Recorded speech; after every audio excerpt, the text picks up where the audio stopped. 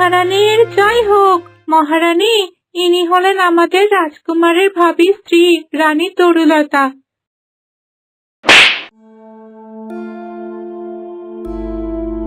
কত বড় সাহস! যত বড় মুখ নয় তত বড় কথা। ছোট লোকের জাত হয়ে কোন সাহসে তুই আমার নাম মুখে নিয়েছিস? ক্ষমা করবেন রানীমা, আপনি মহারানীর কাছে নতুন। আপনার পরিচয় না দিলে তো উনি বুঝবেন না, এজন্য আমি সম্বোধন করেছি। ভুল মার্জনা করবেন। ঠিক আছে ঠিক আছে, এই ভুল যেন আর কখনো না হয়। আর মাকে মহারানী ডাকলে আমাকেও মহারানী ডাকবি তোরা। উনি তো কদিন পর সন্ন্যাসী নেবেন, তখন তো এই রাজ্যের মহারানী আমি হব।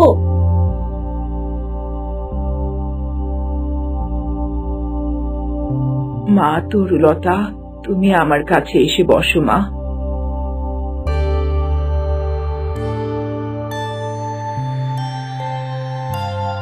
দেখো মা, আমার রাজ্যের দাসীদের সাথে এমন ব্যবহার কেউ করে না।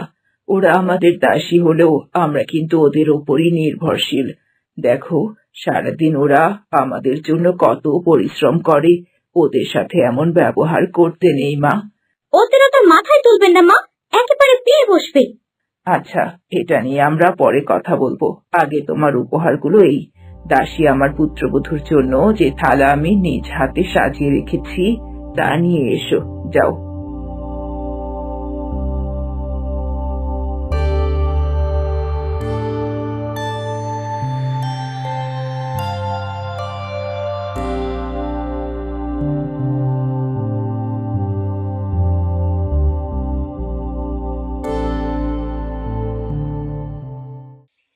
কি হচ্ছে বলো তো পঙ্খিরাজ? তুমিও তো তরুলতাকে দেখেছো, ওর স্বভাব তো এমন নয়। তাহলে এখানে এসে ও এমন করছে কেন? আমিও কিছু বুঝতে পারছি না মিহির। তার যেমন স্বভাব, সে তো একজন উত্তম রানী হবে, আমাদের রানীমার মতো। অথচ এখানে এসে তাকে যেন চেনাই যাচ্ছে না। আমিও তো তাই ভাবছি। এমন চললে বাবা তো তাকে কখনোই মেনে নেবে না, কারণ রাজ্যের জন্য উত্তম রানী হতে পারে এমন কাউকে উনি আমার জীবনসঙ্গী হিসেবে মেনে নেবে। কুমার, মহারানী আপনাকে ডেকেছেন, ওইটি জরুরি তলব। ঠিক আছে, যাও, আমি আসছি এখনই।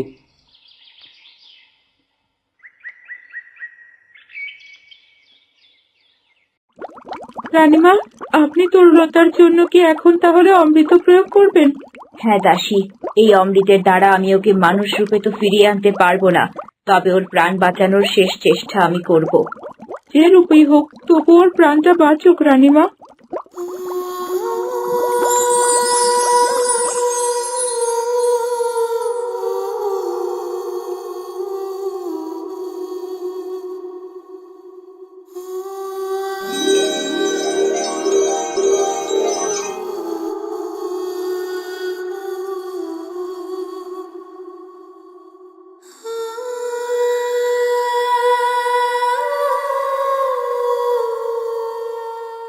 মা, আসবো?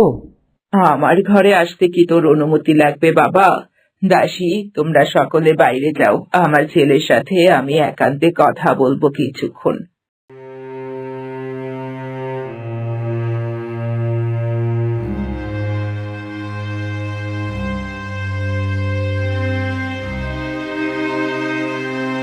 আমায় জরুরিভাবে কেন রেখেছেন মা? কোনো সমস্যা হয়েছে? বাবা, সমস্যা হয়েছে কিনা সেটা জানতেই তোকে ডেকেছি। মানে? দেখ বাবা, আমাদের রাজ্য নিয়ে তোকে তো নতুন করে কিছু বলতে হবে না। আমরা রাজ পরিবারের হলেও সাধারণ মানুষের সাথেও অমায়িক ব্যবহার করি, আর এই কারণেই এই রাজ্যের সব প্রজা তোর বাবাকে আর আমাদের পরিবারকে খুব ভালোবাসে। কিন্তু তরুলতার দাসীদের প্রতি ব্যবহার নিয়ে আমি শঙ্কিত। সে আমাদের পরিবারের মান রাখতে পারবে তো? সে আমার সামনেই এক দাসীকে মেরেছে। এমন তো এখানে কখনো হয়নি। বিষয়টা নিয়ে আমিও ভাবছি মা। রাজদরবারেও সে এমনই ব্যবহার করেছে। আমি দ্বিধায় পড়ে গেছি মা। ওর স্বভাব ফুলের মতো কোমল, সে এমন কঠোর কেন হলো আমি নিজেও বুঝতে পারছি না। তবে তুমি চিন্তা করো না, আমি ওকে সব বুঝিয়ে বলবো। আর তুমিও একটু ওকে শিখিয়ে নিও মা। ঠিক আছে বাবা, তুই এখন রাজকার্যে যা। সন্ধ্যার পর আমি আর তোর বাবা মিলে তোদের সাথে কিছুক্ষণ সময় কাটাবো। তরুলতাকে নিয়ে বাগানে চলে আসিস। ঠিক আছে মা।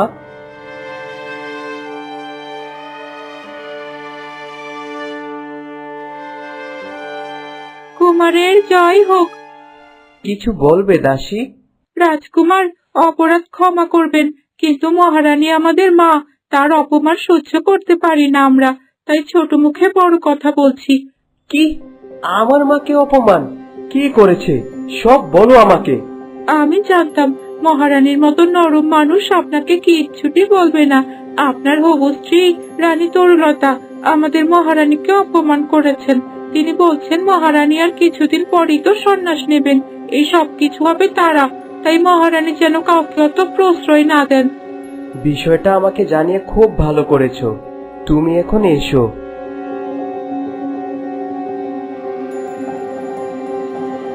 আমার মায়ের অপমান, তাছাড়াও দরবারেও সে এক প্রকার বাবাকে অপমান করেছে। এইসব সহ্য করা যায় না। এবার লাগাম না ধরলে সব হাত থেকে বেরিয়ে যাবে। এ কি, আমি বেঁচে উঠেছি? এ কি করে হলো? রানীমা অনেক কষ্টে তোমাকে বাঁচিয়েছেন তরুলতা, তুমি তো প্রায় মরে গিয়েছিলে। অশেষ ধন্যবাদ রানীমা, কিন্তু আমার হাত পা কোথায়? আর নিজেকে এত হালকা মনে হচ্ছে কেন? মনে হচ্ছে যেন আমি একটা ফুল হয়ে গেছি। তরুলতা, তোমার জীবন এতটাই সংকটাপন্ন ছিল যে তোমাকে বাঁচাতে আমাকে এক বিশেষ পদ্ধতি প্রয়োগ করতে হয়েছে।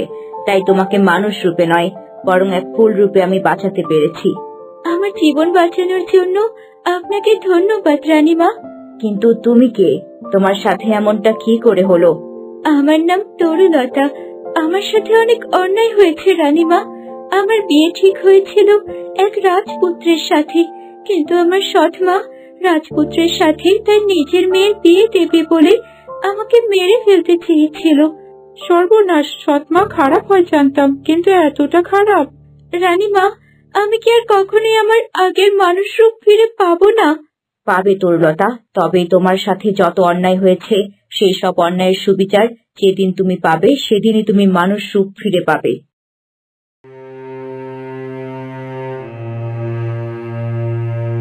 তুমি এইসব কি শুরু করেছো তরুলতা? আমি আবার কি করলাম কুমার? দরবারে যা করেছো তা নিয়ে কি তোমার একটু অনুশোচনা নেই? তারপরেও আবার মায়ের সাথে খারাপ ব্যবহার করেছো। মায়ের সাথে খারাপ ব্যবহার করেছি? তোমাকে এটা কি বললো? আমি তো কেবল দাসীদের শাসন করেছি। তোমার শাসনের কোনো প্রয়োজন নেই তরুলতা। আমার মা দীর্ঘ 30 বছর যাবত এ রাজ্যের মহারানী। আমাদের রাজ্যে কিংবা প্রাসাদ কোনোটাতেই আমার দেখা এই 28 বছরে কোনো সমস্যা হয়নি। তাই বুঝতেই পারছো আমার মা জানেন কিভাবে কি করতে হয়। তুমি ওনার থেকে সব শিখবে, আর এসব ঝামেলা বাড়িও না। তোমার আগের কমল রূপ ফিরিয়ে আনো তরুলতা। এই সামান্য ব্যাপারও কুমারের কানে চলে গেল? না, এবার তো দেখছি একজন গুপ্তচরের সাহায্য আমায় নিতেই হবে, নয়তো প্রাসাদের কিছুই জানতে পারবো না আমি। দ্বার খোলো আগে, তোমাদের সাথে আমার কিছু কথা আছে প্রহরী। বললেন রানীমা। তোমাকে একটা কাজ করতে হবে। এই ঘরে দাসী, রাজপুত্র কিংবা রাজা যেই আসুক না কেন, সকলের সাথে মহারানীর কি বিষয় নিয়ে কথোপকথন হয় তা আমাকে জানাতে হবে। ও অসম্ভব, এ কাজ আমি কখনই করতে পারবো না। আমি বেঈমান নই। এই কাজ করলে সারা জীবন তোমায় আর দারিদ্র্যের মুখ দেখতে হবে না। আর যদি না করো তাহলে আমি কুমারকে বলবো তুমি আমার সাথে অশালীন আচরণ করেছো। না না, এমনটা বলবেন না। আমি তো আপনাকে সম্মান দিয়ে কথা বলছি। তাহলে আমি যা বলেছি তাই করবে। ঠিক আছে।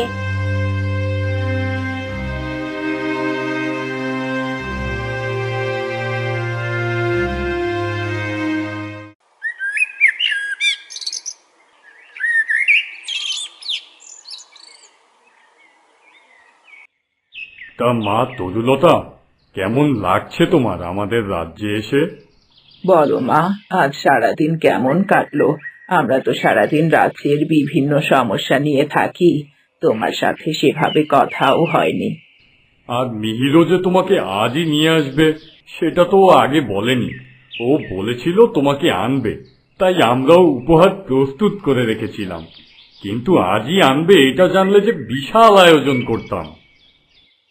ইস, এখন কত নাটক! অথচ দুজনেই আমার নামে কুমারের কাছে বিচার দিয়েছে নিশ্চিত, নয়তো কুমার আমার সাথে তখন এমন ডাকাডাকি করতো না। কি ব্যাপার তরুলতা? বাবা মা যা বলছেন তার উত্তর দাও। কি ভাবছো?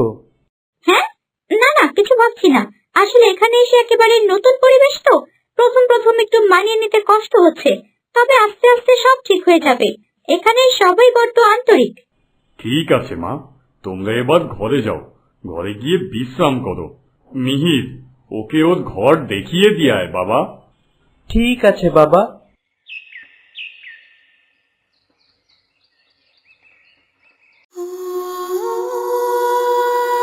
আমার সুবিচার দেবে এমন কেউ পৃথিবীতে নেই রানীমা। নিশ্চয়ই তুমি সুবিচার পাবে তরুলতা। রাজকুমার তো তোমায় ভালোবাসে, সে নিশ্চয়ই তোমাকে না পেয়ে খুঁজবে, আর সে সামনে এলেই তুমি সুবিচার পাবে। এই ফুল রূপে সে তো আমায় দেখলেও চিনবে না। সত্যিকারের ভালোবাসার মানুষকে দেখলেই চিনতে পারবে রাজকুমার। আর তুমি তো কথা বলতেই পারো, তুমি তাকে ডাকলে সে ঠিক বুঝবে। হয়তো কখনো হবে। আমি এখন কোথায় যাব রানীমা? যেখানে তোমাকে মেরে ফেলে দেওয়া হয়েছিল, এখন তুমি সেখানেই পদ্ম ফুল হয়ে ফুটে থাকবে। ঠিক আছে রানীমা, আমি তবে আসি। দাসীমা, ধন্যবাদ তোমায় আমার এখানে এনে আমায় প্রাণে বাঁচানোর জন্য। আহারে, তুমি সুবিচার পাও এই আশাই করি মা। যে কোনো প্রয়োজনে তুমি আমায় ডেকো, ডাকলেই আমি সাড়া দেব। ঠিক আছে রানীমা।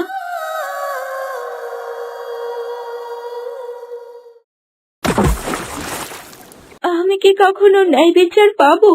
কে করবে আমার সাথে ন্যায়? কেউ তো জানেই না আমার এই দুর্দশা। ছোটবেলা থেকে কষ্ট করতে করতে একটু সুখের মুখ দেখলাম, সেই সুখও সইল না। আমার কপালে কি সারা জীবন দুঃখই থাকবে? এমন ফুল হয়ে কি বেঁচে থাকতে হবে আমায়? না তরুলতা, তোমার সুদিনও ফিরবে। যারা তোমার সাথে এত অন্যায় করেছে তারাও বিচার পাবে। তুমি শুধু সময়ের অপেক্ষা করো। কে কে তুমি? তুমি কি চেনো আমায়? আমার কথা তুমি জানলে কি করে? আর তুমি নিশ্চিতই বা কি করে হলে যে সঠিক সময় হলে আমি সুবিচার পাবো? সামনে এসো, দয়া করে সামনে এসো।